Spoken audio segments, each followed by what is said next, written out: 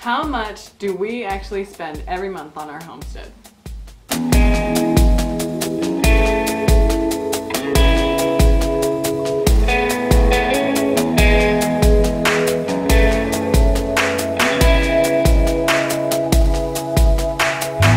We just wanted to share with you guys our monthly expenses and our goals to make that be even less expensive, and just kind of go through, you know, what the reality is and what we want our reality to be in the future.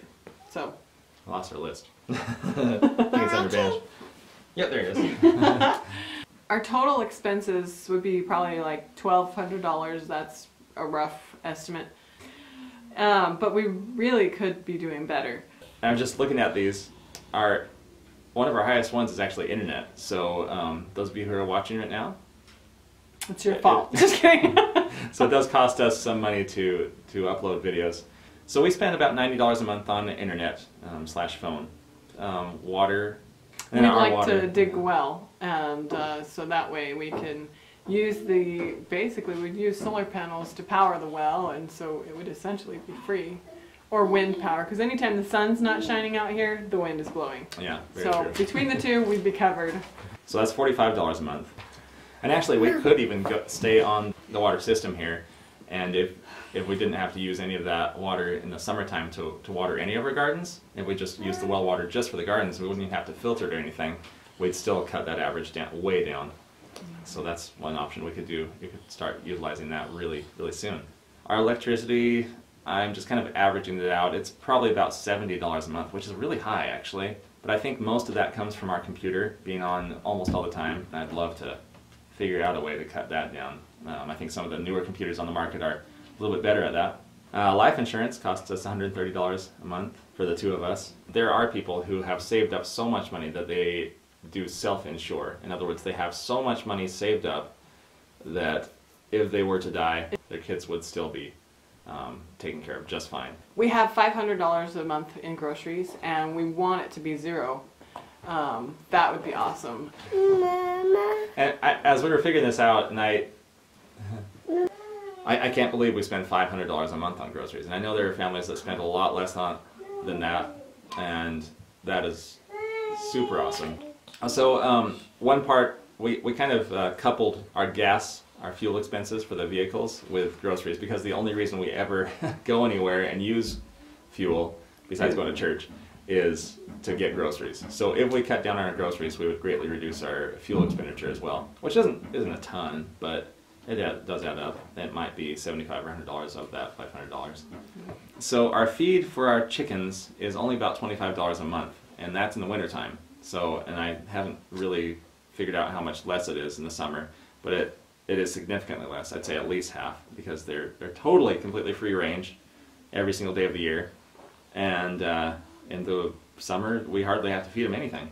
The pig, on the other hand, eats about $50 worth of feed. Someday I want to get pigs that forage better. But we've heard from people that there are other breeds that do a ton better on forage when there's grass out there. The hay for Buttercup costs, it's $5 a bale is what we spend right now. She probably costs us $75 a month on average. In the wintertime, when she was giving milk to her baby and to us, this was last winter, she was eating about a bale a day, sometimes a tiny bit more, so $5 or $6 a day worth. But we were getting 4 gallons a day. Yeah, we were totally in the clear. She was still totally giving us way more value than she was taking, yeah. And now, this winter, she maybe goes through a half to a little bit more than half, 3/5 of a bale a day. So we're talking maybe $2.50 to $3 a day. And she gives us 2 gallons free.